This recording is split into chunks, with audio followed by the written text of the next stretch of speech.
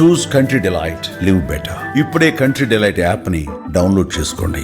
ఆంధ్రప్రదేశ్ పశ్చిమ గోదావరి జిల్లా పాలకొల్లుకు చెందిన 23 ఏళ్ల దంగేటి జాహ్నవి అంతరిక్ష రంగంలో అరుదైన ఘనత సాధించిన విషయం తెలిసిందే.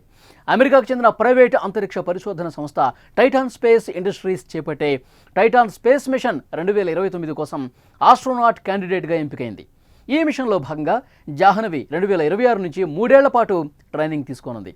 ఈ యాత్రలో ఆమె భూమి కక్ష చుట్టూ 2 సార్లు తిరిగి జీరో గ్రావిటీలో 3 గంటలు గడుపుతూ 2 సూర్యోదయాలు 2 సూర్యాస్తమయాలు చూడనుంది. ప్రస్తుతం జాహ్నవి సాధించిన ఘనతపై యావత్ భారత్ హర్షం వ్యక్తం చేస్తోంది. తాజాగా జాహ్నవి కుటుంబ సభ్యులు ఏపీ విద్యాశాఖ ఐటీ శాఖల మంత్రి నారా లోకేష్ను మర్యాదపూర్వకంగా కలిశారు.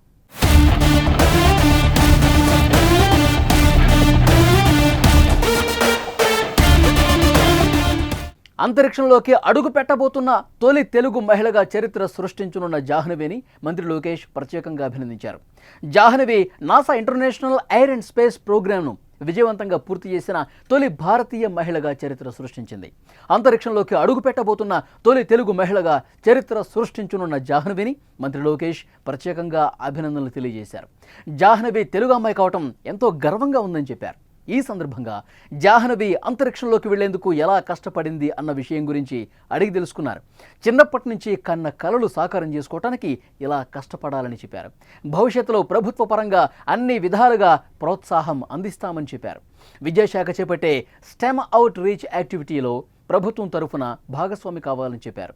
జాహ్నవి లాంటి యువతిని అందరూ ఆదర్శంగా తీసుకోవాలని, దేశం గర్వించేలా ఏదైనా సాధించాలని అన్నారు.